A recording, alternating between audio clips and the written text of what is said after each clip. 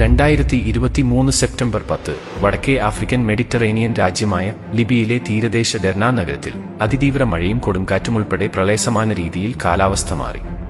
പ്രളയത്തെയും കൊടുങ്കാറ്റിനെയും ചെറുത്തുനിൽക്കാൻ Libyan ജനതയ്ക്ക് കഴിഞ്ഞു. എന്നാൽ പ്രളയത്തിൽ കുത്തിയൊലിച്ചുവന്ന എങ്ങും ഉൾക്കൊള്ളാൻ കഴിയാത്ത ജലം മുഴുവൻ അവരുടെ മുകളിൽ ഒരു ദുരന്തമായി കാത്തിരിക്കുകയായിരുന്നു. ഈ ജലം മുഴുവൻ ഉൾക്കൊള്ളാൻ കഴിയാതെ ഡെർന നഗരത്തിന്റെ മുകളിലുള്ള 2 അണക്കെട്ടുകൾ തകർന്നു വീണു.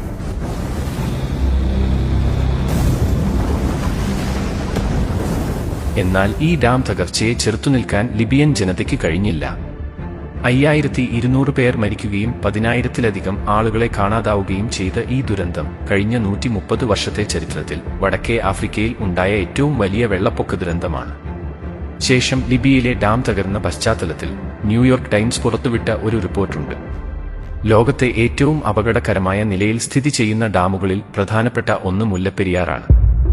ന്യൂയോർക്ക് ടൈംസ് റിപ്പോർട്ടിന്മേൽ പേരെടുത്ത് പറഞ്ഞ് അപകടസാധ്യത സൂചിപ്പിച്ച ഏക അണക്കെട്ട് മുല്ലപ്പെരിയാർ തന്നെ. ലോകത്തിലെ പല അണക്കെട്ടുകളെയും പോലെ ലിബിയയിലേതും ആയുസ് അവസാനിച്ച ഘട്ടത്തിലാണ് തകർന്നടിഞ്ഞ് കൊടിയ ദുരന്തമായി മാറിയത്. 1887-നും 1895-നും ഇടയിൽ ജോൺ പെന്നിക്വിക്ക് നിർമ്മിച്ച ഈ മുല്ലപ്പെരിയാർ ഡാമിന് ഇന്ന് 128 വർഷത്തോളം പഴക്കമുണ്ട്. ഇതേ സമയം തന്നെ മദ്രാസ് പ്രസിഡൻസി ഏരിയയിലേക്ക്, അതായത് ഇന്നത്തെ തമിഴ്നാട്ടിലേക്ക് വെള്ളം തിരിച്ചുവിടാനുള്ള കരാറിലും എത്തി. റിപ്പോർട്ടനുസരിച്ച് ഭൂകമ്പ സാധ്യതയുള്ള പ്രദേശത്താണ് മുല്ലപ്പെരിയാർ അണക്കെട്ട് സ്ഥിതി ചെയ്യുന്നത്. 1988 ജൂൺ 7 റിക്ടർ സ്കെയിലിൽ 4.5 തീവ്രത രേഖപ്പെടുത്തിയ ഭൂചലനം ഉണ്ടാകുകയും ചെയ്തു. നെടുങ്കണ്ടത്തും കല്ലാറിലും അണക്കെട്ടിന്റെ 20 കിലോമീറ്റർ ചുറ്റളവിൽ ഏറ്റവും കൂടുതൽ നാശനഷ്ടങ്ങളുണ്ടായി. തുടർന്ന് സമീപകാലത്ത് പ്രദേശത്ത് നിരവധി ഭൂചലനങ്ങൾ ഉണ്ടായിട്ടുണ്ട്. IIT റൂർക്കിയുടെ 2009-ലെ റിപ്പോർട്ടിൽ ജലനിരപ്പ് 136 അടിയിൽ ആയിരിക്കുമ്പോൾ റിക്ടർ സ്കെയിലിൽ 6.5 തീവ്രതയുള്ള ഭൂകമ്പം അതിന്റെ സമീപത്തുണ്ടായാൽ അണക്കെട്ടിന് കേടുപാടുകൾ സംഭവിക്കാൻ സാധ്യതയുണ്ടെന്ന് പ്രസ്താവിച്ചു. ഒരുപക്ഷേ മുല്ലപ്പെരിയാർ അണക്കെട്ട് തകർന്നാൽ അതിന്റെ പ്രത്യാഘാതങ്ങൾ നമ്മൾ ഊഹിക്കാവുന്നതിലും അപ്പുറമായിരിക്കും. കാരണം ഇടുക്കി ആർച്ച് അണക്കെട്ട് തന്നെയാണ്.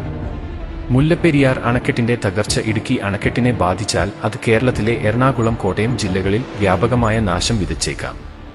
ഒരുപക്ഷെ ജില്ലകൾ തന്നെ പൂർണ്ണമായി നശിക്കപ്പെട്ടേക്കാം. ലോകത്തിൽ ഇന്നു നിലവിലുള്ള ഉയരം കൂടിയ ഭൂഗുരുത്വ അണക്കെട്ടുകളിൽ ഏറ്റവും പഴക്കമുള്ള അണക്കെട്ടാണ് മുല്ലപ്പെരിയാറിലേത്. നിർമ്മാണ കാലഘട്ടത്തിൽ ഇത് ലോകത്തിലെ ഏറ്റവും വലിയ അണക്കെട്ടായിരുന്നു. സുർക്കി മിശ്രിതം ഉപയോഗിച്ച് നിർമ്മിച്ച അണക്കെട്ടുകളിൽ ഇന്ന് ലോകത്ത് നിലവിലുള്ള ഏക അണക്കെട്ടെന്ന പ്രത്യേകതയും ഇതിനുണ്ട്. സുർക്കിയേക്കാൾ 6 ഇരട്ടി ശക്തിയാണ് ഇന്നത്തെ ഡാമുകൾക്ക് ഉപയോഗിക്കുന്ന സിമന്റുകൾ എന്നാണ് വിദഗ്ധർ പറയുന്നത്. മുല്ലപ്പെരിയാർ ഡാം ശില്പിയായ പെനിക്വിക് പോലും ഡാമിന് നൽകിയ ശരാശരി ആയുസ് 50 വർഷം മാത്രമായിരുന്നു. 20-ാം നൂറ്റാണ്ടിന്റെ മധ്യത്തിൽ നിർമ്മിക്കപ്പെട്ട അണക്കെട്ടുകൾ കാലഹരണപ്പെട്ടു തുടങ്ങിയിരിക്കുന്നതായി ന്യൂയോർക്ക് ടൈംസ് റിപ്പോർട്ട് ചൂണ്ടിക്കാട്ടിയിരുന്നു. ഇവ ഡാം ദുരന്തമായി മാറിയാൽ ഏറ്റവും അധികം ബാധിക്കുന്നത് ഇന്ത്യയും ചൈനയും ആയിരിക്കും. കാലാവസ്ഥാ വ്യതിയാനത്തിന്റെ പശ്ചാത്തലത്തിൽ കാലപ്പഴക്കം ചെന്ന അണക്കെട്ടുകളിൽ നിന്നുള്ള അപകട സാധ്യതകൾ അതീവ ഗൗരവമുള്ളതാണ്. അതുകൊണ്ട് തന്നെ 3.5 ദശലക്ഷം ആളുകൾക്ക് അപകട സാധ്യതയും നിലനിൽക്കുന്നുണ്ട്. സാധാരണ ഇത്തരം മുന്നറിയിപ്പുകളോ ആശങ്കകളോ ഉയരുമ്പോൾ അറ്റകുറ്റപ്പണി നടത്തുക, റിസർവോയർ ലെവൽ നിരീക്ഷിക്കുക, നീരൊഴുക്ക് നിരീക്ഷിക്കുക തുടങ്ങിയവയാണ് സ്ഥിരമായി കൈക്കൊള്ളുന്ന നടപടികൾ. 1961-ലെ വെള്ളപ്പൊക്കത്തോടുകൂടിയാണ് മുല്ലപ്പെരിയാർ അണക്കെട്ടിന്റെ സുരക്ഷ സംബന്ധിച്ച വാദപ്രതിവാദങ്ങൾ ഉയർന്നുവന്നത്. ജനതയുടെ ജീവൻ വച്ചുള്ള പരീക്ഷണത്തിന് മുതിരാതെ ഡാമിനെ അപകടാവസ്ഥയിൽ നിന്ന് രക്ഷപ്പെടുത്താനുള്ള പ്രവൃത്തികൾ കേരളത്തിന്റെയും തമിഴ്നാടിന്റെയും സർക്കാരുകൾ കൈക്കൊള്ളാം. മുല്ലപ്പെരിയാർ പ്രക്ഷോഭത്തിനും നിയമപോരാട്ടങ്ങൾക്കും 4 പതിറ്റാണ്ടിന്റെ ചരിത്രമുണ്ട്. 1979-ൽ ഗുജറാത്തിലെ മോർബി പട്ടണം തന്നെ ഒലിച്ചുപോയ മാച്ചു അണക്കെട്ട് ദുരന്തത്തിന് പിന്നാലെയായിരുന്നു മുല്ലപ്പെരിയാർ ആശങ്കയ്ക്കും തർക്കങ്ങൾക്കും തുടക്കം. പ്രധാനമന്ത്രി ചരൺ സിംഗിന്റെ നിർദ്ദേശപ്രകാരം അന്ന് കേരളത്തിലെത്തിയ ദേശീയ ജല കമ്മീഷൻ ചെയർമാൻ അണക്കെട്ടിന് ബലക്ഷയമുണ്ടെന്ന് കേന്ദ്ര സർക്കാരിന് റിപ്പോർട്ട് നൽകി. അണക്കെട്ട് ബലപ്പെടുത്താൻ അറ്റകുറ്റപ്പണികൾ നടന്നെങ്കിലും ജനങ്ങളുടെ ആശങ്കയ്ക്ക് അറുതിയുണ്ടായില്ല. 1996-ലാണ് മുല്ലപ്പെരിയാർ ഒരു വലിയ നിയമപോരാട്ടമായി മാറുന്നത്. പല സ്ഥലത്തെയും ദാരുണമായ അണക്കെട്ട് ദുരന്തങ്ങൾ ലോകമെമ്പാടുമുള്ള മറ്റ് അണക്കെട്ടുകൾക്കുള്ള മുന്നറിയിപ്പ് സൈറൻ കൂടിയാണ്.